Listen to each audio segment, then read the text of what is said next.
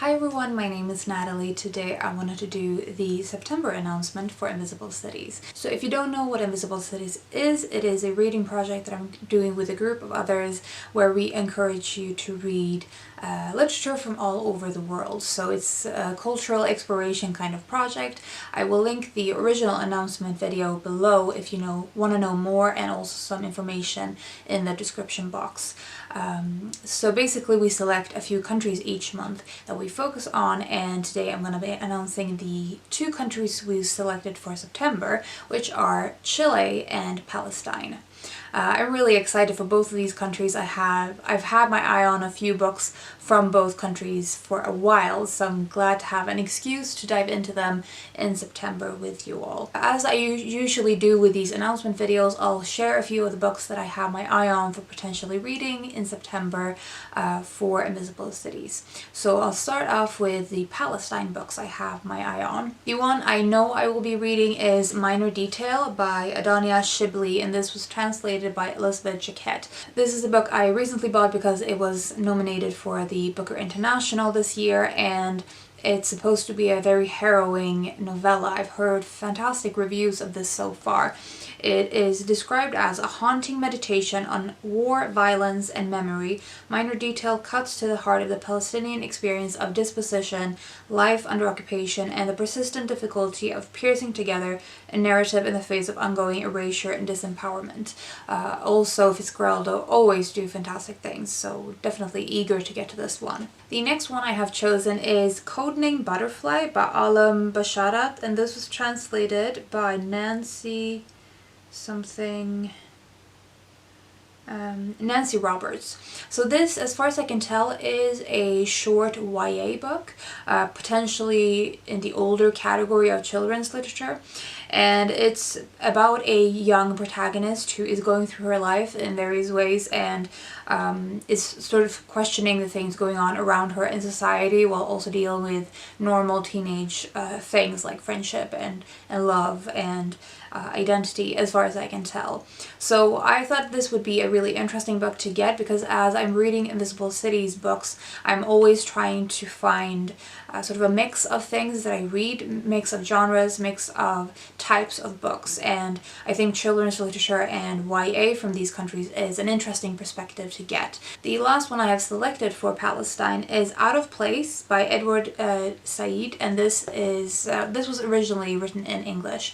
I love his scholarship. I read Orientalism as part of my studies, and it has been one of the most important texts I've had from all of my academic reading. This one is his memoir, and I'm really interested in learning more about his life. Then we have Chile. So I have a lot of books that I could potentially read for Chile, a lot of books that I've been interested in for a while. I also wanted to mention that Roxy from Chaotic Bibliophile recently did a video. I think it's called something like 5 Contemporary Chilean Writers that she would recommend, and she goes into depth about all of their various works and things that are available in English. Highly suggest you go check that video out. I will leave a link to it in the description below. So I have selected 3 books that I could read for Chile. The first one I have is Seeing Red by Lina Mirwane, and this was translated by Megan McDowell. This is a book about a woman who is experiencing some kind of illness that leads her to lose her sight, as far as I can tell.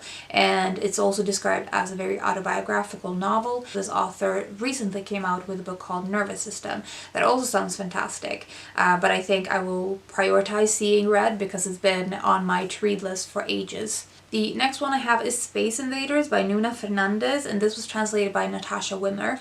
This is described as a like a collective novel. So it says, let's see.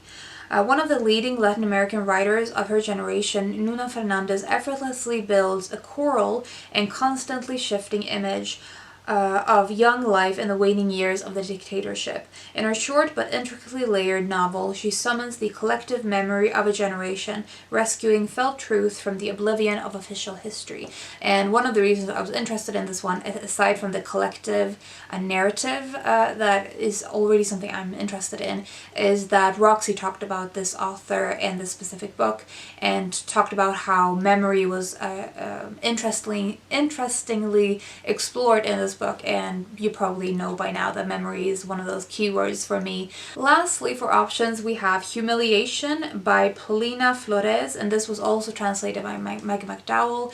This is a short story collection. I've found with the short story collections I've read of Latin American authors, I've really enjoyed them. I think that often Latin American writers, from my experience so far, deal with pretty dark themes and sort of surreal themes a lot of the time, or motifs, and I think it really works in the short story format. Themes of pride, shame, and disgrace, small and large, personal and public, tie the stories in this collection together. Humiliation becomes revelation as we watch Paulina Flores' characters move from an age of innocence into a world of conflicting sensations. Sounds fantastic, and as I said, I've been really enjoying the short story format from Latin American writers, but I think in general it's one of those types of writing that I really enjoy when it's done well. So those are all of the books that I have my eye on for September for Invisible Cities. I would love to know if you have any recommendations to me from these two countries, or if you have any idea of what you would like to read in September for Invisible Cities. I hope everyone is having a good day, and I will talk to you soon.